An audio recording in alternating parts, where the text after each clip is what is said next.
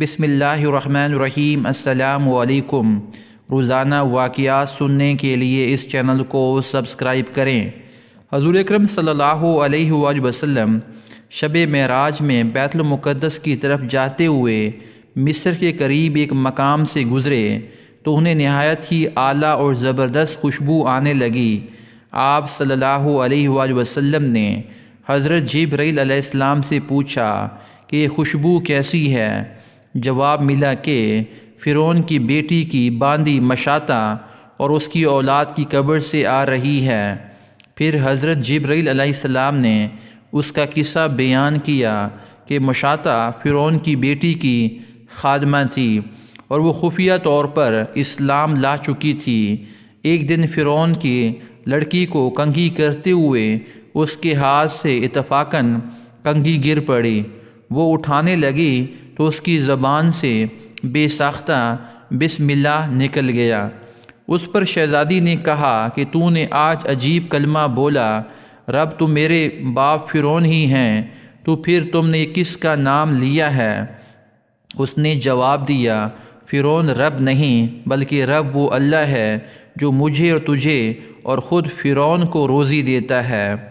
شہزادی نے کہا، اچھا تو میرے باپ کے سوا کسی اور کو اپنا رب مانتی ہے؟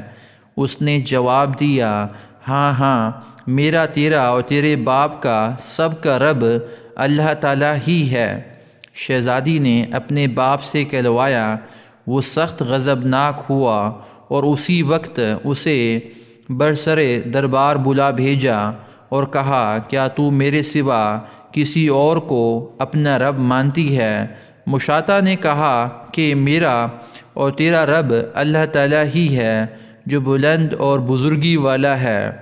فرعون نے اسی وقت حکم دیا کہ تانبے کی جو گائے بنی ہوئی ہے اس کو خوب تپایا جائے، اور جب بالکل آگ جیسی ہو جائے تو اس کے بچوں کو ایک ایک کر کے اس میں ڈال دیا جائے، آخر میں خود اسے بھی اسی میں ڈال دیا جائے۔ چنانچہ وہ گرم کی گئی۔ جب آگ جیسی ہو گئی تو حکم دیا کہ اس کے بچے کو ایک ایک کر کے اس میں ڈالنا شروع کرو۔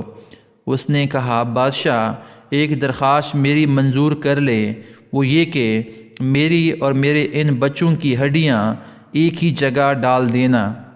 فرعون نے کہا، اچھا تیرے کچھ حقوق ہمارے ذمہ ہیں، اس لیے یہ مجھے منظور ہے۔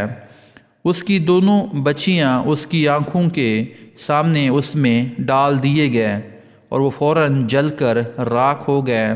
پھر سب سے چھوٹے کی باری آئی جو ماں کی چھاتی سے لگا ہوا دودھ پی رہا تھا۔ فرعون کے سپاہیوں نے اسے گھسیٹا تو اس نیک بندی کی آنکھوں تلے اندھیرا چھا گیا۔ اللہ تعالیٰ نے اس بچے کو اسی وقت زبان دے دی اور اس نے بآواز بلند کیا، اماں جان افسوس نہ کر، اماں جان ذرا بھی پس و پیش نہ کرو، حق پر جان دینا ہی سب سے بڑی نیکی ہے۔ چنانچہ انہیں صبر آ گیا، اس بچے کو بھی آگ میں ڈال دیا گیا اور آخر میں ان کی ماں کو بھی اسی آگ میں جلا کر شہید کر دیا گیا، اور یہ خوشبو کی مہکیں اس کی جنتی محل سے آ رہی ہیں۔ سبحان اللہ، جزاک اللہ خیرہ۔